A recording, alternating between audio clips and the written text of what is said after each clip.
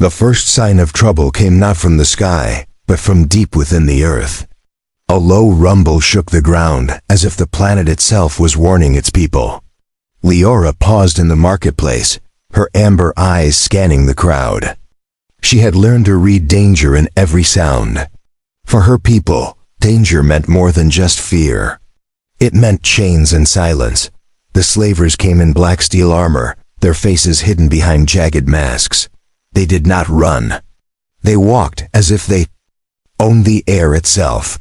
The crowd scattered, but Leora knew running was useless. The whips on their belts and the glowing manacles in their hands promised pain to anyone who resisted. Her pulse quickened, but she stayed still, her mind searching. For any escape, a shadow moved in the alley beside her. It was not a slaver's shadow. It was too swift, too human. He stepped out, his clothes torn and covered in dust, his face sharp with purpose. He carried no weapon, yet his presence was heavier than any blade. His eyes locked on hers for only a second, but that second carried a promise. Not of safety, but of change. The ground shook again, louder this time. The air split with a roaring sound as an old mining shaft exploded in the distance.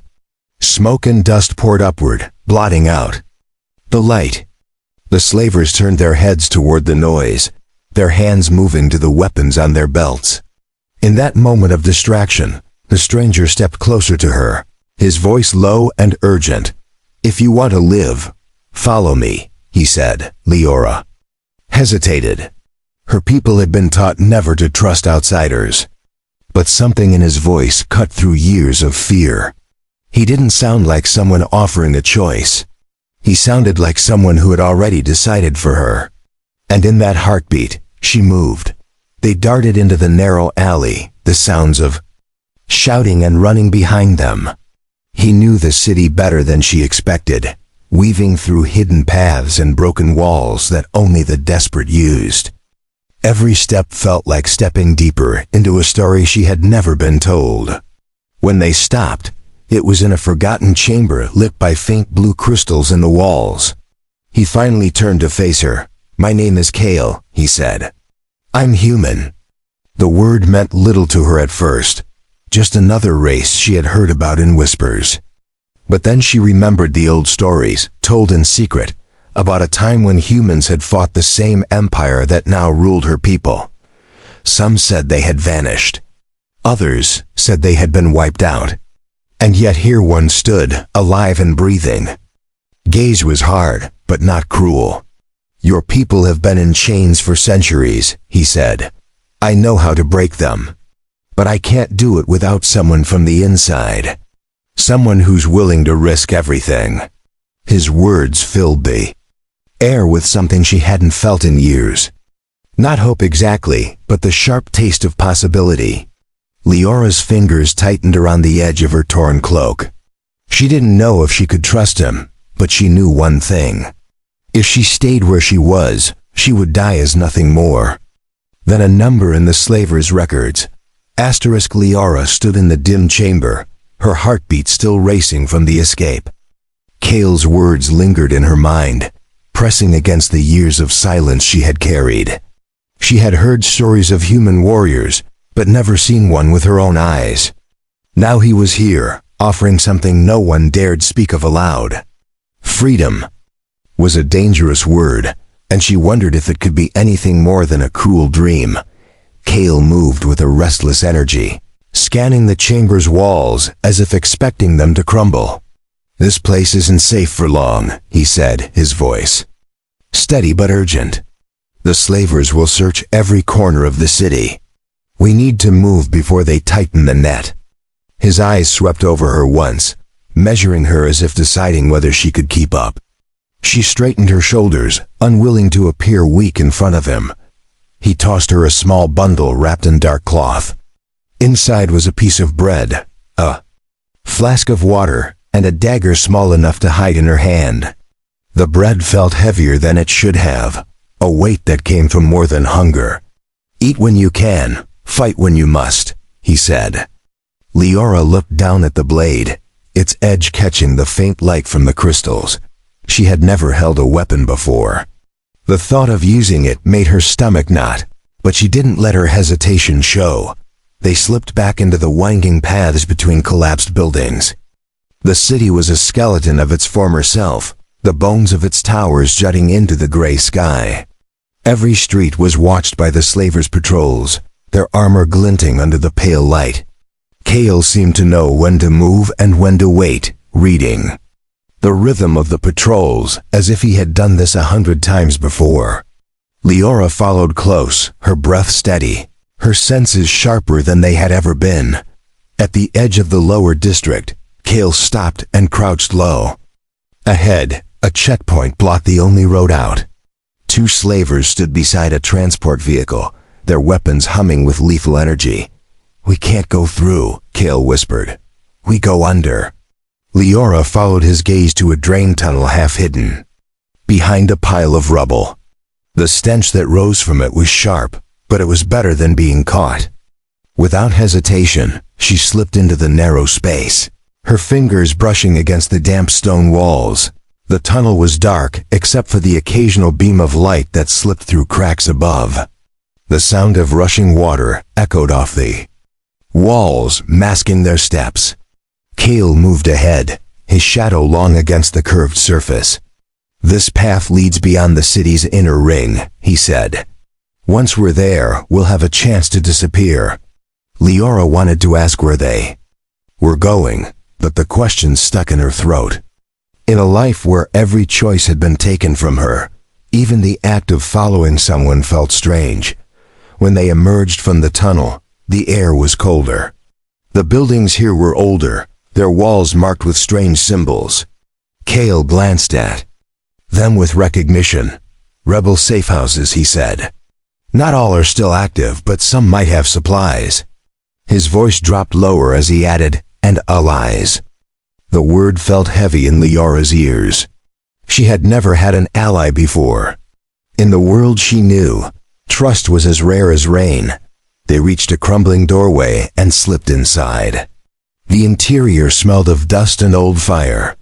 A single lamp burned in the corner, revealing a figure seated at a table. He was not human, but not of her people either. His skin was pale blue, his eyes sharp and calculating. "You're late," the figure said to Kale. Kale didn't answer. Instead, he nodded toward Leora. "She's the one," he said. The stranger studied her for a long moment before speaking again. "Then we'd better make sure she survives the night." The pale blue stranger rose from his chair, his movements slow but deliberate. His gaze moved over Leora as if weighing her worth. "You're far from home," he said.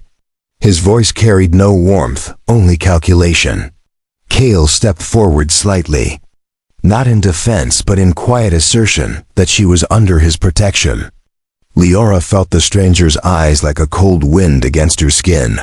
"This is Thalin," Kale said. "He's one of the few left who still remembers the old networks."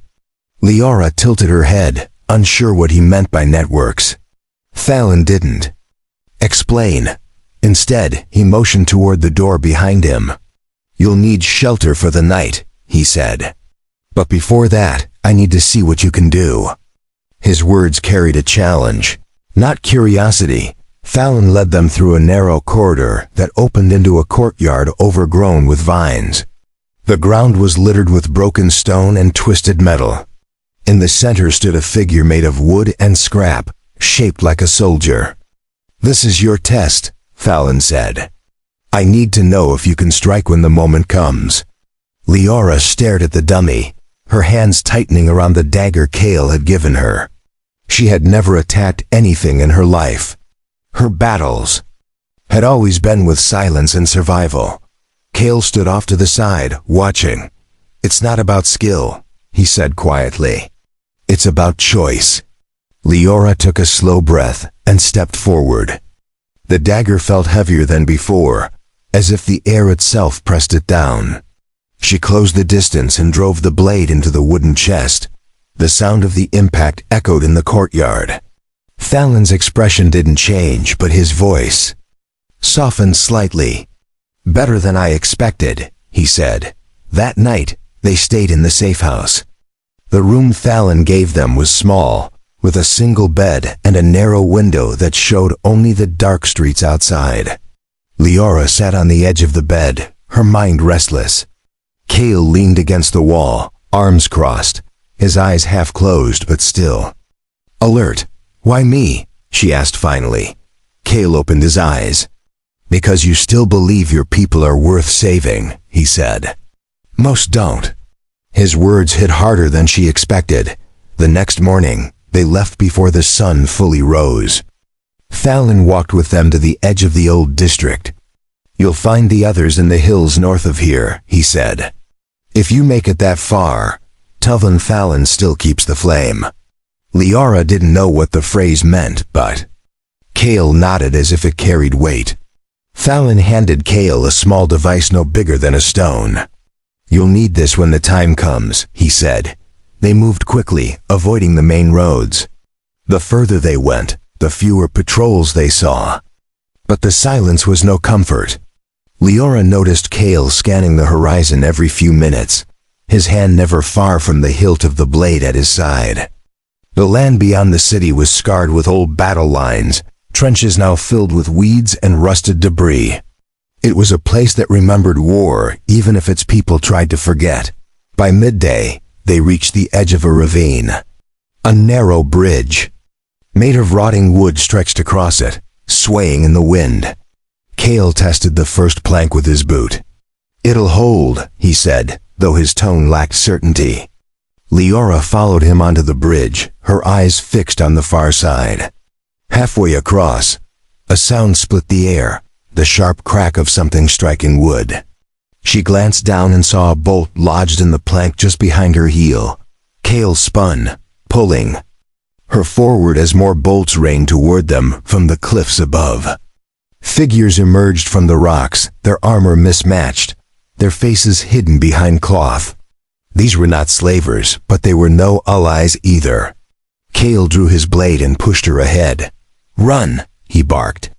The far side of the bridge was close, but every step felt like crossing the length of the world. When they finally reached solid ground, Cale turned to face their attackers. His stance told Leora one thing: they weren't done running yet. The attackers moved fast, their footsteps crunching over loose stones as they closed the distance. Cale's blade flashed in the light, deflecting the first strike that came. His way, Leora stepped back, her grip tightening on the dagger.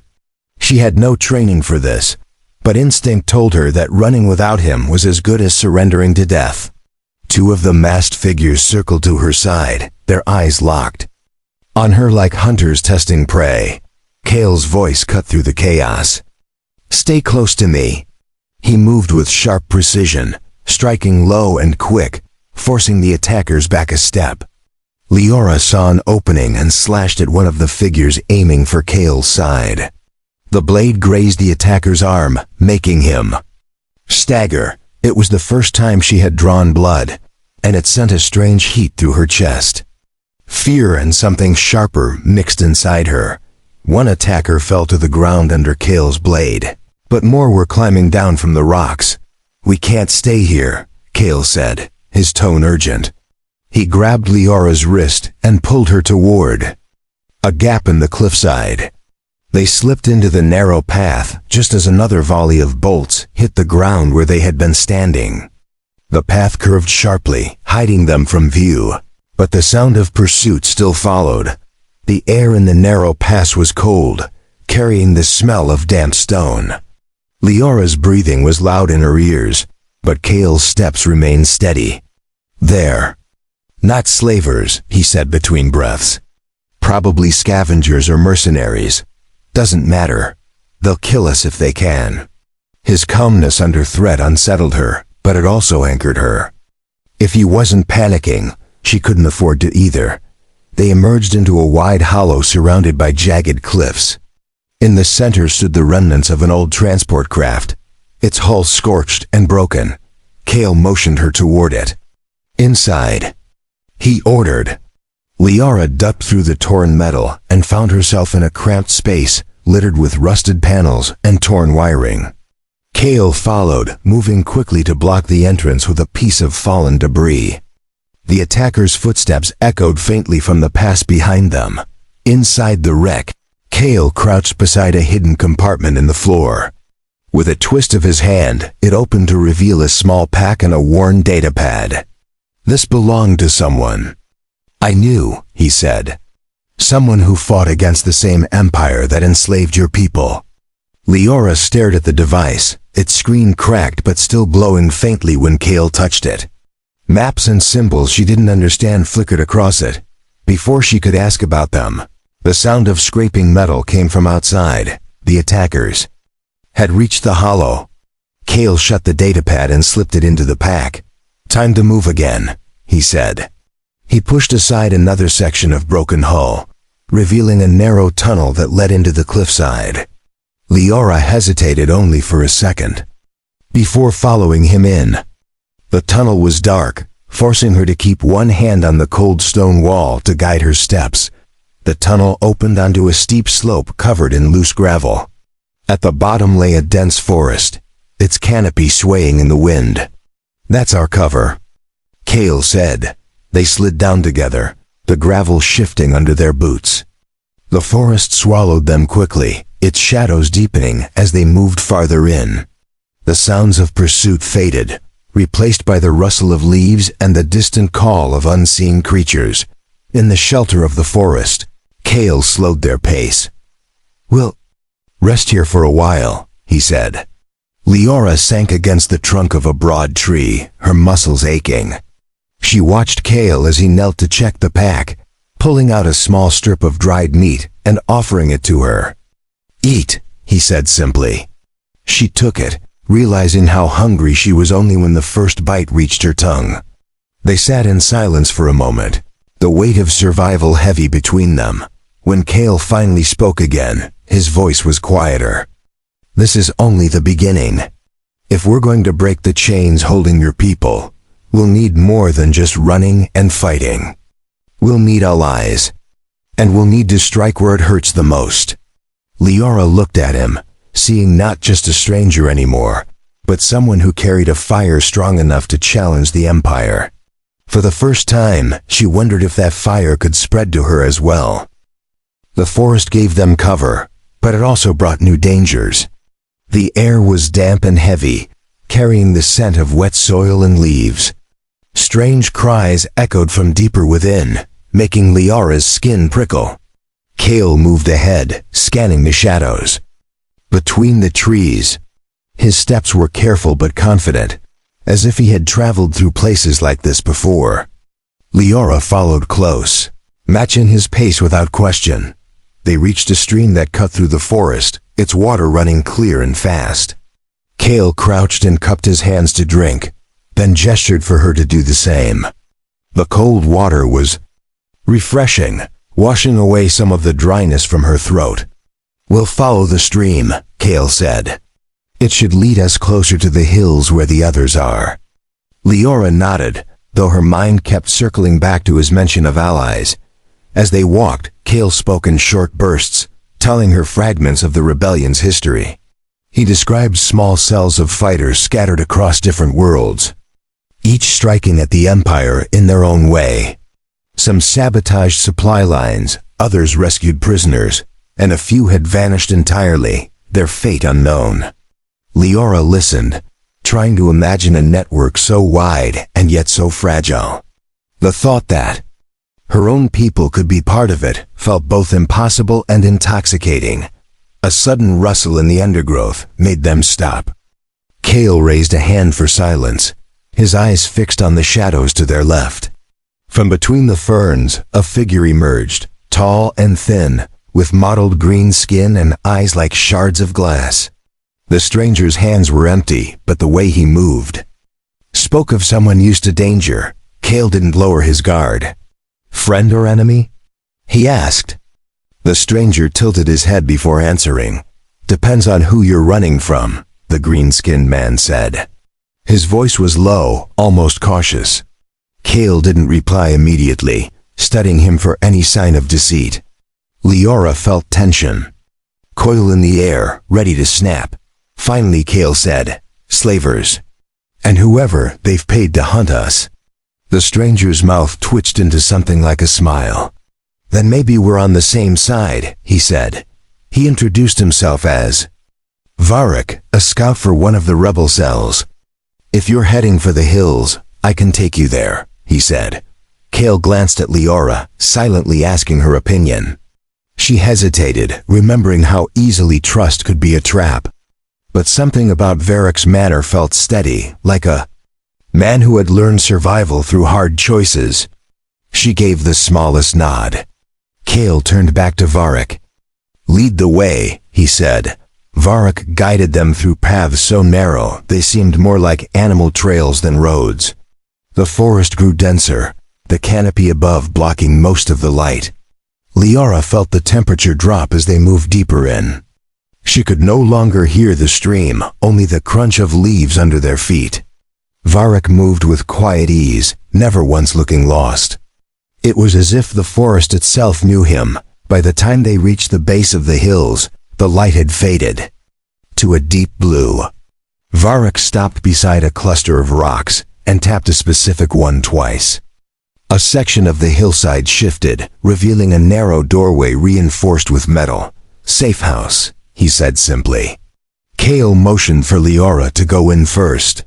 She stepped inside and found a low chamber lit by lanterns, with crates stacked against the walls and a small fire burning in the center.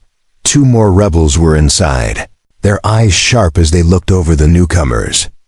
One was a woman with short silver hair, the other a broad-shouldered man with deep scars along his jaw. Varric spoke quickly, explaining who Kale was and how they had met. The silver-haired woman's expression softened only slightly when she looked at Leora. "If you're with Kale, you're under our protection," she said. "But protection comes with work." Leora understood this was not a place for bystanders. As they settled in for the night, Kale leaned closer to her. "These people can help us," he said quietly. "But they'll want proof you're worth the risk. Tomorrow, we show them what you can do." Leora stared into the fire, feeling the weight of the moment. She had been running for her life for so long. Now for the first time she was running towards something instead. Morning came quietly, the light filtering into the safe house through a thin crack in the rock wall. Leora woke to the sound of voices murmuring near the fire. Kale and the silver-haired woman were speaking in low tones, their words blending into the steady crackle of the flames. She sat up, rubbing the stiffness from her shoulders, and noticed the broad-shouldered man sharpening a long blade at the far side of the room. When Kale saw her awake, he stood and motioned her over. "We start now," he said. "They need to see you can fight and think under pressure."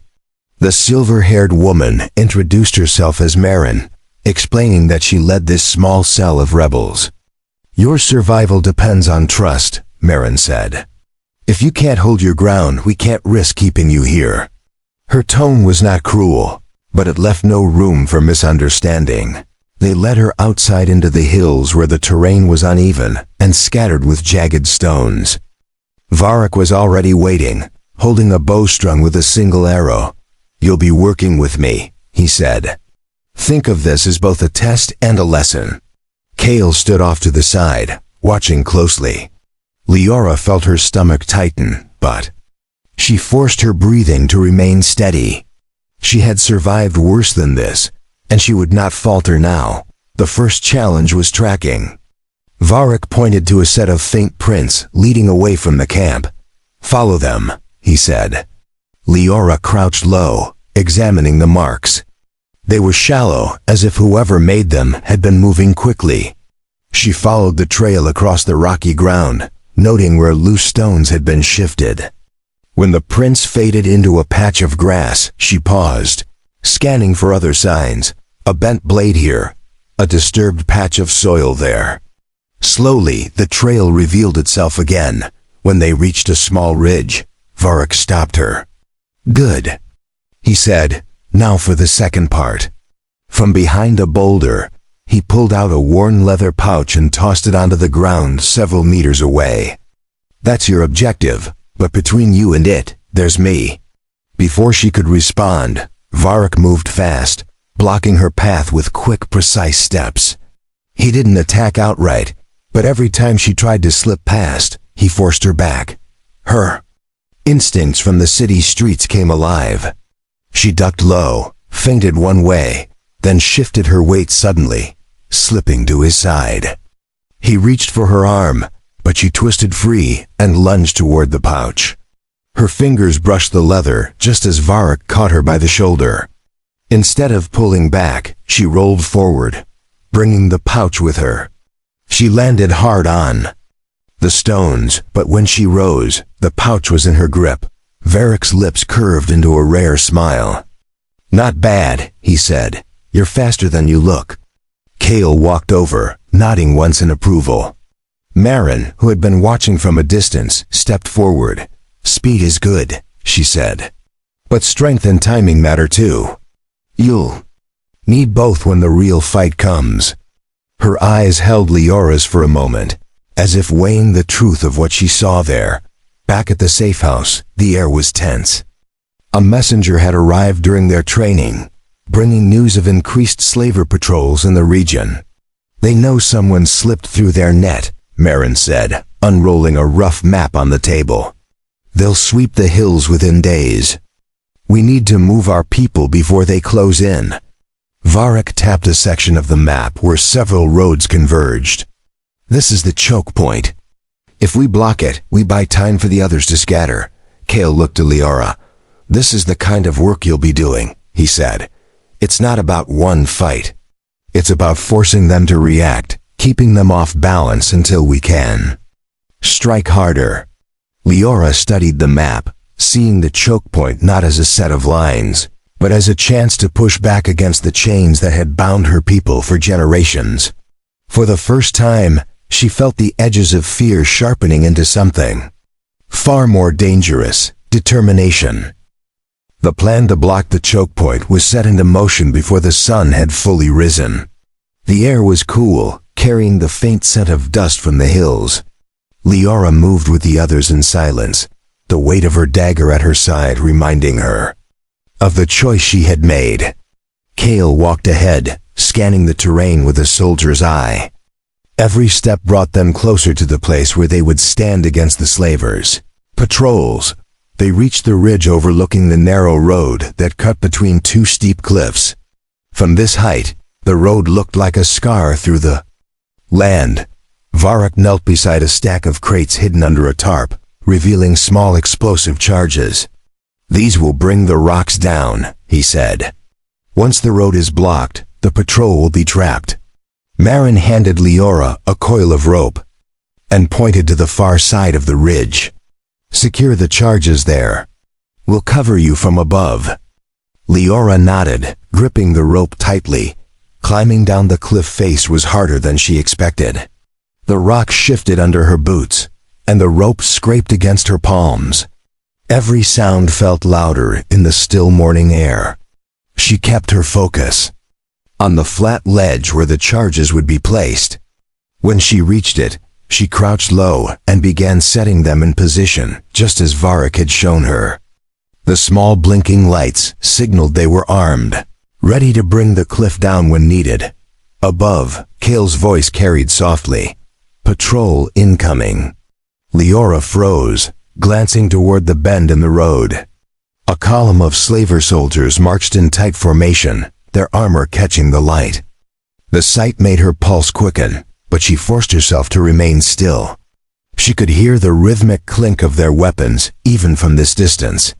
Her task was not to fight them now, but to trap them where they stood. Once the last charge was secured, she signaled to Marin. The rope was pulled up, leaving her to climb the rest of the way without it. She gritted her teeth and found her grip, hauling herself up until Kale's hand reached down to pull her over the ridge. "Good work," he said. His voice was steady, but his eyes told her he understood the risk she had just taken. Together they moved back to the cover of the rocks. The patrol entered the choke point, unaware of the danger above. Marin waited until the center of their column was directly beneath the cliff. Now, she whispered. Varric pressed the detonator, and the hillside erupted in a thunderous crash. Massive slabs of rock broke free, smashing into the road and sending soldiers scattering. Dust filled the air, thick and choking. As the sound of shouting rose from below, Kale was already moving. "We hit them before they regroup," he said. He vaulted down the slope, blade in hand, and Leora followed without hesitation. The fight was close and fast, the air filled with the clash of metal and the cries of the wounded. Leora kept to Kale's side, striking when she saw openings, her movements sharper than during training. The fear was still there, but now it worked for her instead of against her. One slaver lunged at her, his weapon aimed low. She sidestepped and drove her dagger into the gap between his armor plates. He crumpled, and she pulled the blade free, her hands steady.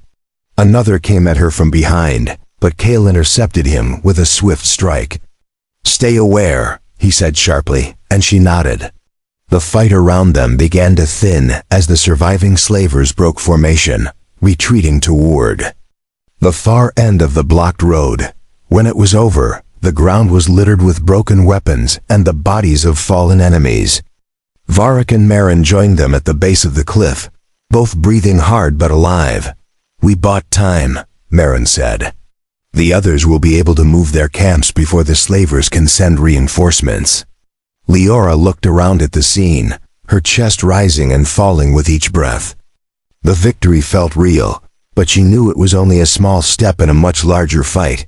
Kale rested his hand on her shoulder. "You're part of this now," he said. The words carried both weight and promise. Leora met his gaze and felt a quiet strength settle within her. She had faced the enemy and stood her ground. Whatever came next, she would not turn back. The chains of her people had not yet been broken, but for the first time, she believed she might live to see the day they were. The days after the choke point battle were tense but filled with movement. Rebel cells from across the region began arriving in the hills, bringing supplies, weapons, and news. Leora saw faces of many races, each carrying the same hardened look of people who had been pushed too far. The air in the camp felt charged, as if something long dormant was waking. Kale spent every waking hour in meetings with Marin and the other leaders, shaping the next step in their fight. One night, Kale called Leora to the command tent. A large map covered the table, marked with red circles and lines. "This is where they keep the main control hub for the slave collars," he said. Leora's eyes locked on the spot, a fortified compound near the city where she had been captured. "If we take it out, the collars will fail," Kale continued. "Your people will be free to fight back." The thought of it made her heart pound, both with hope and with the fear of failure. The plan was simple in words but dangerous in execution. Varric would lead a small team to disable the outer defenses. Marin's fighters would create a diversion at the front gate. Kale and Leora would slip inside during the chaos, reach the control hub, and destroy it. Leora agreed without hesitation. This was the moment she had been moving toward since the day she met him. She could not turn away now. The night of the attack was cold and windless. Shadows stretched long over the compound walls as the rebels took their positions. Leora crouched beside Kale in the dark, the weight of her dagger familiar in her grip. She could hear the faint hum of the generators that powered the control systems. Kale leaned close, his voice low. "Once we're inside, we move fast." "Number." "Stopping." She nodded, her eyes fixed on the gate where Marin's team waited for the signal. The first explosion shattered the silence, sending guards rushing toward the front. Kale tapped her shoulder, and they moved along the wall to a narrow breach Varric had made. Inside, the compound was a maze of steel corridors lit by harsh white lights.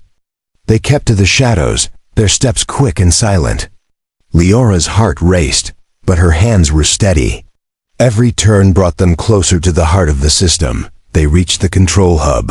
A large chamber filled with humming machines, and a single central console.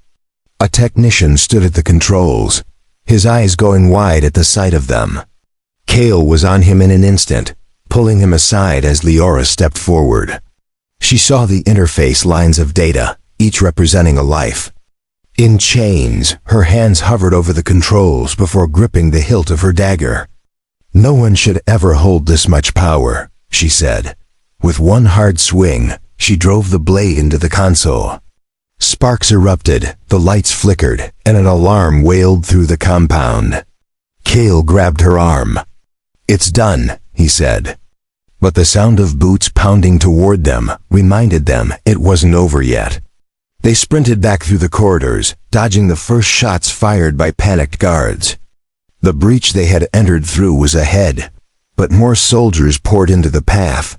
Kale fought hard, his blade a blur of steel, but they were outnumbered.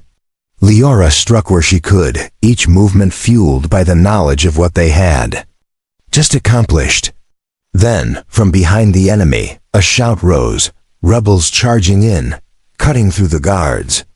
Varric appeared, pulling them toward the exit. "The signal worked," he said. "The collars are failing all over the city. They're turning on the slavers." The words filled Leora's chest with fierce relief. They emerged into the open. Air under a sky streaked with the glow of distant fires. The city's streets were alive with movement as freed slaves fought back against their former masters. The sound of chains hitting the ground carried through the night like a song. Leora stood beside Kale, watching as her people rose for the first time in generations. The fight was far from over, but this night would be remembered as the one where the tide turned. Kale looked at her, his voice steady but softer than she had ever heard it. "You broke the first link," he said.